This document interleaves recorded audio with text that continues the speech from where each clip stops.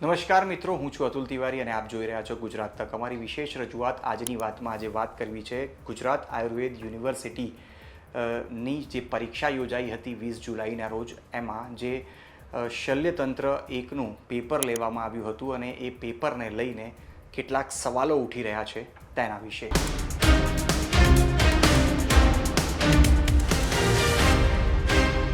તો મિત્રો, આપણે સૌ કોઈ જાણીએ છીએ કે જે પ્રકારે નીટની પરીક્ષાનું પેપર લીક થયું અને તેની તો ફરીથી પરીક્ષા લેવાઈ ગઈ, રિઝલ્ટ પણ જાહેર થઈ ગયું અને હવે ટૂંક જ સમયમાં એડમિશનની પ્રક્રિયા શરૂ થશે। પરંતુ આ તમામ વાતચીતની વચ્ચે શિક્ષણ મંત્રી ધર્મેન્દ્ર પ્રધાનનું રાજીનામું આવ્યું અને આ રાજીનામું આવ્યું પેપર લીક થવાના કારણે। કારણ કે દિલ્હીની અંદર જે યુવાનો હતા, જે ઝેન્ઝીઝ હતા, તેમણે જોરદાર એક આંદોલન ચલાવ્યું અને આંદોલન બાદ સરકારે કેટલીક બેઠકો કરી કેટલાક યુવા નેતાઓ સાથે અને તે બેઠક બાદ આખરે નિર્ણય લેવામાં આવ્યો કે શિક્ષણ મંત્રી ધર્મેન્દ્ર પ્રધાન કે જેમના નેતૃત્વમાં આખી પરીક્ષાનું આયોજન થયું હતું, તેમણે રાજીનામું આપવું અને આ જ માંગ હતી યુવાઓની અને આ માંગ આખરે સ્વીકારી લેવાઈ।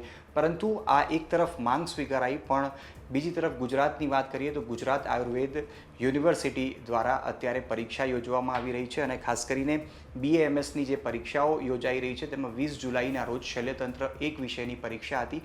હવે આ પરીક્ષા ઉપર પણ સવાલ ઊભા થયા છે, જેને લઈને વિદ્યાર્થી પરિષદ ખાસ કરીને NSUI તરફથી એક આંદોલન છેડવામાં આવ્યું છે અને અલગ અલગ જગ્યાઓ ઉપર વિરોધ પ્રદર્શન થઈ રહ્યું છે। આજે અમદાવાદમાં પણ NSUIએ વિરોધ પ્રદર્શન કર્યું છે અને શલ્યતંત્ર એકનું પેપર લીક થયું હોવાનો આરોપ લગાવ્યો છે। જો કે આ સમગ્ર મામલે યુનિવર્સિટી તરફથી કહેવામાં આવ્યું છે કે તેમણે એક તપાસ કમિટીનું ગઠન કર્યું છે જે તપાસ કરી રહી છે પેપર લીક થયું છે કે નહીં, કારણ કે હજુ કોઈ સ્પષ્ટતા પેપર લીકને લઈને નથી। પરંતુ શું આખી વાતમાં હકીકત છે, જો તેના ઉપર પ્રકાશ નાખું તો જે પેપર 20મી જુલાઈના રોજ લેવામાં આવ્યું તેમાં 11 એવા પ્રશ્નો પૂછવામાં આવ્યા હતા જે 12 પ્રશ્નો વોટ્સઅપ ઉપર વાયરલ થયા હતા। હવે વોટ્સઅપ ઉપર જે 12 પ્રશ્નો વાયરલ થયા હતા એમાંથી જ્યારે પરીક્ષાનું પેપર આવ્યું એમાં 11 જેટલા પ્રશ્નો પૂછાયા અને આ વાતની જાણ પરીક્ષા પતી ગયા બાદ યુનિવર્સિટી તંત્રને થઈ અને યુનિવર્સિટી તંત્રને જ્યારે આ બાબતની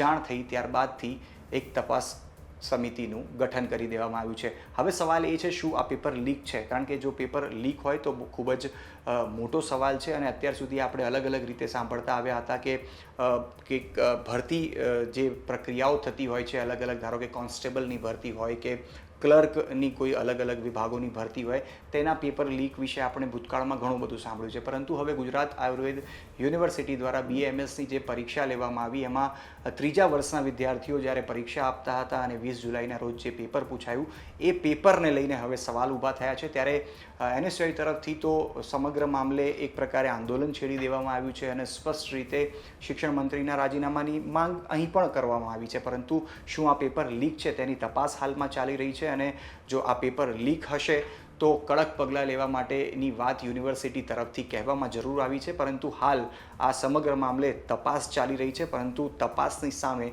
જે NSUI છે તેના યુવાનોએ આજે અમદાવાદની અંદર પણ જો ખાસ કરીને વાત કરીએ તો ઇન્કમટેક્સ ખાતે ધરણા પ્રદર્શન યોજીને એક વિરોધ પ્રદર્શન યોજ્યું, જેમાં પોલીસ તરફથી તમામ જે વિરોધ પ્રદર્શન કરી રહેલા NSUIના કાર્યકર્તાઓ હતા તેમની અટકાયત કરી લેવામાં આવી। પરંતુ NSUI તરફથી સ્પષ્ટ માંગ છે કે આ એક પેપર લીક છે અને પેપર લીક થયું છે તેના કારણે શિક્ષણ મંત્રી રાજીનામું આપે। પરંતુ હવે સવાલ અહીંયા એ જ થઈ રહ્યો છે કે તપાસમાં જે યુનિવર્સિટીએ સમિતિ રચી છે તેના તપાસમાં શું સામે આવે છે અને શું આ પેપર લીક માનવામાં આવે છે કે નહીં। પરંતુ આ સમગ્ર મામલે NSUI तरफ શું કહેવામાં આવ્યું आओ તે પણ સાંભળીએ।